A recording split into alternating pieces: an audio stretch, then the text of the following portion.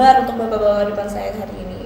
Ya luar biasa bisa diundang di acara yang hebat seperti ini. Ya, saya siap untuk berdiskusi dengan bapak-bapak. Ya, saya pun merasa terhormat bisa berdiskusi bersama orang-orang hebat dari berbagai negara malam ini. Yes, it's a wonderful chance for me buat ngobrol sama bapak-bapak di sini. Tentu saya setuju dengan bapak-bapak sekalian.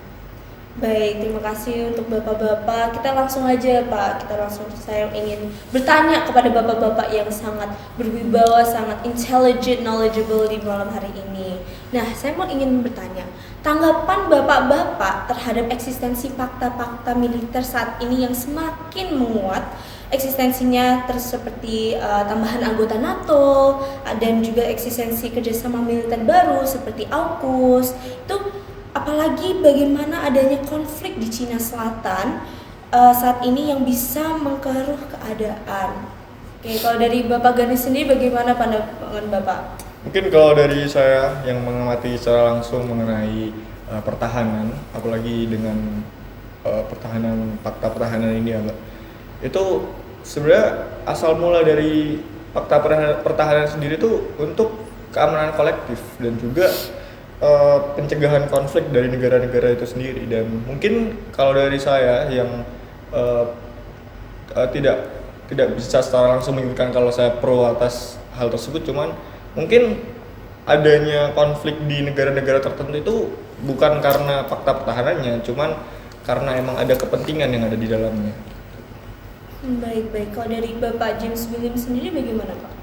Saya sebenarnya agak kurang setuju dengan pendapat Saudara Ganesh ya, karena pada prakteknya walaupun teorinya oke lah, kita bisa melihat bahwa fakta pertahanan itu memang untuk keamanan kolektif. Cuma pada prakteknya saat ini sebagai contoh tadi yang sudah disampaikan oleh Mbak Presenter bahwa NATO saja jumlah anggotanya semakin banyak, Ya, betul. terutama dari negara-negara bekas koloninya Uni Soviet. Hal ini menunjukkan bahwa NATO ini bukan lagi defensif lagi sifatnya, tapi sudah ekspansif. Itu kalau sudah ekspansif berarti tidak bisa disebut sebagai fakta pertahanan lagi, karena ini sifatnya dalam tanda kutip expanse, menyerang, memperluas. Gitu sih Mbak. Jadi perspektifnya memang berbeda ya Bapak James William kepada Bapak Ganesh. Kalau dari perspektif HAM, kalau untuk saya tanya ke Bapak Fernanda. Sebenarnya kembali lagi kalau dari saya sendiri melihat fakta pertahanan ini tergantung dari marwahnya sendiri, karena pada dasarnya banyak fakta pertahanan yang berdiri atas dasar keamanan kolektif gitu. Namun pada keberjalanannya mereka melanggar hak-hak asasi manusia yang mana menurut saya itu sudah melanggar tujuan utama dari fakta pertahanan itu sendiri. Mungkin seperti apa yang Bapak James tadi bilang, seperti NATO yang sudah mulai bersifat ekspansif, kembali lagi harus dikaji apa yang menjadi tujuan utama dari NATO gitu, sehingga fakta pertahanan ini tidak melanggar hak asasi dari manusia itu sendiri gitu. Baik, interesting ya Pak, lumayan interesting. Baik, selanjutnya Bapak Diandre, kasih tanggapannya Bapak. Kalau saya kan mungkin tidak bisa berbicara karena yang mereka bicarakan ya, karena lebih fokusnya ya mungkin di kawasan Indo-Pasifik, khususnya di Australia kan. Jadi ya mungkin saya akan bahas dari perspektifnya AUKUS saja. Kalau AUKUS ini kan sebenarnya bukan form of fakta pertahanan ya. Jadi AUKUS ini sebenarnya adalah kerjasama militer. Mungkin buat orang-orang awam yang belum memahami seperti profesor-profesor orang-orang yang berada di sini kan, AUKUS tuh ada singkatan dari Australia, UK dan US. Jadi ini suatu kerjasama militer yang melibatkan bersama maritim gitu loh, militer maritim, yaitu apa namanya? Kapal selam. Kapal selam nuklir ya. Iya, betul. Itu jadi kalau dibicarakan mengenai bagaimana korelasi dan korespondensinya ya mungkin masih bisa berkorelasi selama tidak mengganggu wilayah lain gitu kan. Tapi dalam keberjalanannya kan seperti yang tadi sempat disinggung, ya ini sebenarnya selain daripada untuk keamanan itu sendiri juga untuk stabilitas dari kekuatan di global. Gitu. Kalau dari tadi Bapak Diana kan juga mention terkait ke wilayah-wilayah lain. Nah, jadi bagaimana peran utama fakta-fakta seperti NATO dan AUKUS yang sudah Bapak tadi sebut dalam memelihara stabilitas keamanan di kawasan Eropa, dan bagaimana dampaknya terhadap dinamika geopolitik global saat ini? Bisa dimulai maybe langsung dari Bapak James William boleh? Mungkin seperti yang tadi Bapak Deandre katakan bahwa AUKUS itu merupakan bukan fakta tapi kerjasama militer dari 3 negara tersebut. Tetapi dengan background saya yang dari Wuhan University yang mana banyak mengadopsi perspektif dari Tiongkok itu sendiri, sebenarnya kehadiran AUKUS itu hanya untuk mengimbangi kekuatan dari Tiongkok di Laut Cina Selatan yang semakin hegemonik, sehingga bagaimana Barat mampu mengimbangi di wilayah Indo-Pasifik. Tetapi walaupun ini bukan fakta pertahanan, walaupun ini hanya merupakan suatu kerjasama militer, yang membuat resah negara-negara di Indo-Pasifik khususnya di Asia Tenggara adalah karena kapal selam bertenaga nuklir ini tadi. Walaupun dia tidak bisa meluncurkan misil nuklir, tetapi segala sesuatu yang awalnya dari nuklir biasanya akan berkembang menjadi senjata nuklir. Begitu menurut perspektif saya. Oke, mungkin saya ingin mendengarkan pendapat dari Pak Deandre. Pada intinya organisasi internasional semacam ini menurut Bapak perlu atau tidak sih? Atau sebenarnya tidak perlu tapi diadakan saja hanya untuk ya ego dan national interest lah istilahnya. Ya, mungkin saya akan jawabnya secara general aja ya, karena kita ambil dari contoh seperti NATO dan AUKUS kan. Kalau kita lihat sebenarnya walaupun tanpa kerjasama yang terlihat secara langsung kayak pembentukan organisasi seperti NATO ataupun AUKUS, ya secara tidak langsung kan bahkan Cina juga menjalankan kerjasama secara bilateral dengan negara-negara seperti Rusia, Indonesia, negara-negara seperti itu kan. Tapi mungkin bedanya dengan kami adalah tidak secara langsung dibuat secara organisatoris. Tidak seperti itu. Oh gitu Bapak. Baik. Baik. Betul. Betul juga. Aktif ya. Beliau ini kalau tidak salah latar belakangnya banyak di organisasi internasional. Iya. Dapat dipahami. Saya paham betul apa yang Pemikiran ala liberalis sekali betul. Ya, tapi kan itu tergantung bagaimana kepentingan kan. Jadi biasanya organisasi itu diperlukan atau tidak diperlukan kan tergantung bagaimana negara-negara itu memandang kepentingan mereka itu sama atau tidak. Oh.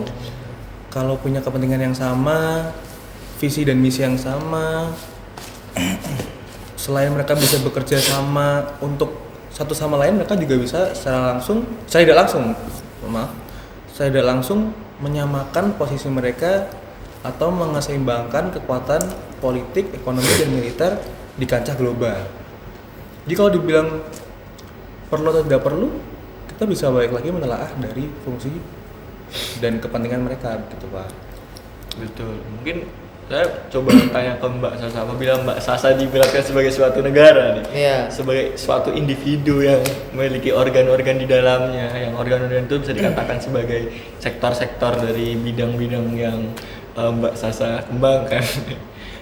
Mungkin kalau saya tanyakan ke Mbak Sasa, apabila Mbak Sasa punya pilihan untuk ikut bekerja sama dengan orang lain ataupun bekerja sendiri, Mbak Sasa pilih yang Ya, yang utama saya hanya sebagai presenter ya, Bapak. Jadi saya juga undang Bapak-bapak sini untuk memberi knowledge untuk kepada saya. Tapi dari diskusi yang tadi udah dibicarakan sama Bapak-bapak yang terhebat di depan saya ini, kalau dari perspektif saya sendiri, ketika saya butuh bantuan dari suatu atau butuh benefit, itu kalau ada dari kerjasama, why not? Let's say kalau kita memikir dari realisnya itu seperti gitu. Pun juga kita bisa saling kalau dari perspektif lain bisa saling mendapatkan profitnya, pun juga kita dari keamanan, dari kesejahteraan negaranya juga, kerjasamanya juga makin bisa bilateral gitu-gitu. Jadi kalau dari saya sendiri susah untuk dibilang kalau saya pro atau kontra terhadap pembuatan organisasi ini, tetapi juga at the end of the day kita manusia, kita butuh keamanan itu, satu negara yang butuh keamanan itu, kita juga butuh kita itu nggak bisa, negara itu nggak bisa berdiri sendiri, kita butuh kerjasamanya antar negara gitu. Mungkin izin masuk ya bapak-bapak ya. Ya silakan Bapak. Karena ya, pada dasarnya sendiri saya sebagai pemerhati HAM dan sini saya berdiri juga untuk memberikan apa-apa saja yang menjadi aspirasi teman-teman pemerhati HAM yang lainnya gitu.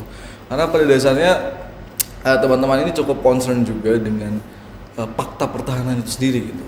Sehingga jika dikatakan bagaimana tanggapan kita terkait dengan hal-hal yang berkaitan dengan diplomasi maupun negosiasi, tentu kita setuju. Kita sangat-sangat merekomendasikan hal tersebut gitu. Karena pada dasarnya fakta pertahanan ini erat kaitannya dengan intervensi militer, yang mana itu implikasinya bisa menjadi ketegangan politik di antar fakta maupun antar negara.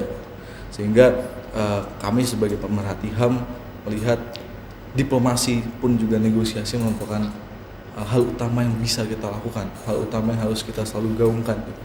Karena itu salah satu cara yang minim untuk bisa melanggar hak asasi manusia, seperti jika dibandingkan dengan intervensi militer yang mungkin pelanggaran hak-hak sipil yang ada di dalam masyarakat suatu negara itu bisa saja dilanggar.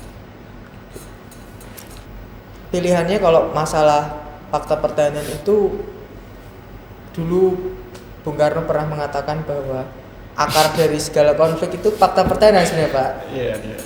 Kenapa Bapak Barat kok tertawa dengan dengan quotes dari saya hanya tokoh besar Indonesia, Pak? saya hanya mengagumi saja. Ternyata Bapak Soekarno ini bisa sampai ke Wuhan, China juga. Iya. Betul, saya pun dari New Zealand juga bertanya. Iya, betul. juga. Dulu Ternyata Bapak tahu Soekarno. Kalau Bapak gitu, kan. tahu, dulu kita Mungkin- itu punya namanya poros Peking Jakarta. apa itu? Tahun 65 itu Peking tuh sebelum jadi Beijing.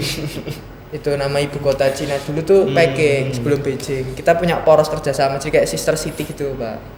Nah itu zamannya Bung Karno dulu dengan Mao Zedong kalau Bapak tahu. Jadi kehebatan Bung Karno tuh terdengar Iya, sangat betul. tergaungkan ya. Betul. Kata-kata dari beliau. ya? Betul. Nah, Bung Karno. beliau mengatakan bahwa akar dari segala permasalahan itu di dunia konflik-konflik ini karena adanya fakta pertahanan, Pak. Jadi pilihannya either semua negara ini punya fakta pertahanan, ya, atau kalau mau bilang nuklir ya seperti mungkin di tempat-tempat lain kita pernah membahas, Pak, di sesi lain yang mengenai sekalian saja semua negara punya nuklir, punya fakta pertahanan sendiri, atau semuanya ditiadakan, Pak. Kalau memang kuncinya atau fokusnya adalah ke kemanusiaan tadi, Pak. Sepertinya kita udah out of time untuk diskusi malam ini. Aduh, sangat Sayang sekali. Saya sekali. Ini udah lagi panas-panasnya. Iya, gitu. menarik banget ini. Iya. Bapak James ini sepertinya Eksistensi organisasi internasional nih, Pak. iya, seru sekali. Apalagi dari pendapat Bapak Diandri yang organisatoris sekali tadi. Iya. Kan udah organisasi sekali kan. Banyak kan organisasi HAM di dunia ini ya. Di New Zealand. Bapak kan juga sebagai posisi sebagai ketua himpunan dari asasi manusia. Iya, mungkin gini Kan kan. punya background Sebagai yang sama. apa, Mbak? Kata penutup dari Boleh, diskusi boleh. ini mungkin dari kemanusiaan saja lah biar netral. Biar netral. Ya, Adil ya. ya. Bapak Baik, boleh betul, langsung. silakan. Sejatinya pada dasarnya teman-teman yang menyaksikan acara kali ini, janganlah kita merugikan orang lain. Itu hal utama yang perlu kita gaungkan.